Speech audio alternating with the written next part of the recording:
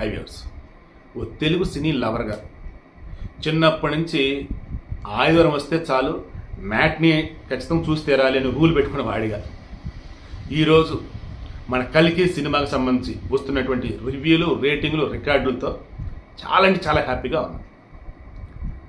ఒకానొక సమయంలో రాజమౌళి క్రియేట్ చేసినటువంటి రికార్డులను చూసి బాలీవుడ్ వాళ్ళు బెంబెలెత్తిపోయారు. గురూజీ నువ్వు గ్రేట్ అంటూ దండాలు కూడా పెట్టారు వంగి వంగి. ఇప్పుడు ఆ పొజిషను హాలీవుడ్కి ఉంది. ఇప్పుడు ఏంది దండాలు పెట్టే పొజిషన్ ఇప్పుడు వాళ్ళు ఉన్నారు. నాగ్ అశ్విన్ ఈ కల్కి సినిమాల్లో చూపించినటువంటి ఆ విజువల్స్,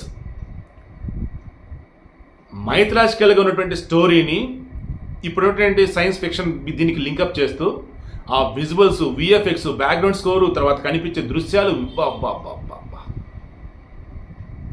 హిందీ సాంగ్ అసలు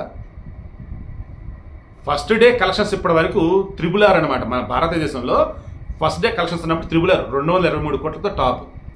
తర్వాత బాహుబలి 2 214 కోట్ల 50 లక్షలతో second place.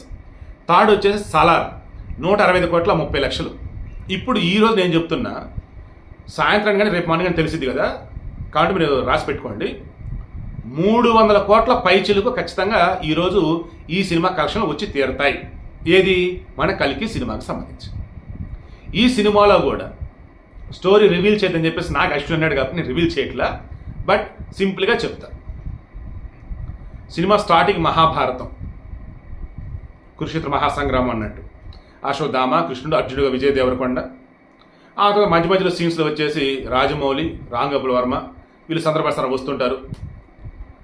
And Ashwatthama main hero కనిపిస్తూ ఉంటాడు, బట్ భైరవ ఉన్నాడు అక్కడ. భైరవ ఎవరు? మన ప్రభాస్. ఈ అశ్వత్థామ ఎవరైనా కాపాడబోతానికి ఉంటే అక్కడున్న మనిషిని ఈ భైరవ తీసుకెళ్తే అసలు ఎందుకు అనుకుంటూ ఉన్నాడు. ఫస్ట్ హాఫ్లో క్యారెక్టర్లు పరిచయం చేసుకుంటూ పోతాడు, బట్ సెకండ్ హాఫ్ వచ్చేసి అడుగడుకి ట్విస్టులు వస్తూనే ఉంటే అబ్బా అనిపిస్తుంది. చివరి హాఫ్ అయితే కేక, హాలీవుడ్ కూడా మన తర్వాత అనే ఫీలింగ్ వచ్చింది. ఇక కమల్ హాసన్ కాంప్లెక్స్, కాశీ అండ్ శంబల ఈ సినిమాలో 3 ప్రాంతాలు, 3 నగరాలు అన్నాడు. అందులో కాంప్లెక్స్ అనే దానికి చీఫ్ వచ్చేటప్పటికి ఇతను. ఈ కాంప్లెక్స్ అనే దానిలో ఆల్మోస్ట్ అన్ని సౌకర్యాలు ఉంటాయి అక్కడ. వాటన్నింటి కూడా తన హస్తగతం చేసుకొని ఒక సుప్రీమో లాగా ఈ యష్కిన్ ఉంటాడు. ఈ యష్కిన్ ఆ క్యారెక్టర్ వచ్చేసి కమల్ హాసన్. అద్భుతమైనటువంటి గెటప్ అన్నట్టు. అమితాబ్ బచ్చన్ కానీ కమల్ హాసన్ కానీ అపిరెన్స్ వైజ్. ఈ కమల్ హాసన్ది సెకండ్ పార్ట్లో ఓ రేంజ్ ఉండబోతే నాకు అనిపిస్తుంది. ఫస్ట్ పార్ట్లో వచ్చేసి మొత్తం అమితాబ్ బచ్చన్ హైలైట్ కనిపించింది. ప్రభాస్ సందర్భానుసారం వాడు ఉన్నారు. అండ్ ప్రభాస్ యొక్క పెంచిన తండ్రిగా దుల్కర్ సల్మాన్ కూడా కనిపిస్తాడు. మధ్యలో మృణాల్ ఠాకూర్ ఇంకా వాళ్ళు వస్తుంటారు, వెళ్తుంటారు సందర్భానుసారంగా. సినిమాలో మీరు చూస్తూ ఉంటే అరే వీళ్ళు కూడా ఉన్నారా అని ఫీలింగ్ వచ్చింది. అసలు నెక్స్ట్ ఏం జరుగుతుంది ఫీలింగ్ వచ్చింది. సినిమాలో హీరో ప్రభాస్, అమితాబ్ బచ్చన్ కొంతవరకు అనిపించింది. చివరికి వచ్చేసి ప్రభాస్ అని తెలుసుకుంటారు. బట్ ఇక్కడ ఒక లాజిక్ ఉంది. ప్రభాస్ క్యారెక్టర్ పేరు భైరవ, కానీ దీనికి మహాభారతంలో లింక్ ఉన్నటువంటి ఒక మెయిన్ క్యారెక్టర్ ఉండేది. అది సినిమాలో ఏంటో మీరే చూడండి. సినిమాకి సంబంధించి నేను చెప్పాల్సింది అయితే ఒకే ఒకటి, 100 బాహుబలులు కాదు 1000 బాహుబలులు కలిస్తే కల్కి అన్న వేళ సినిమా ఉండబోతోంది.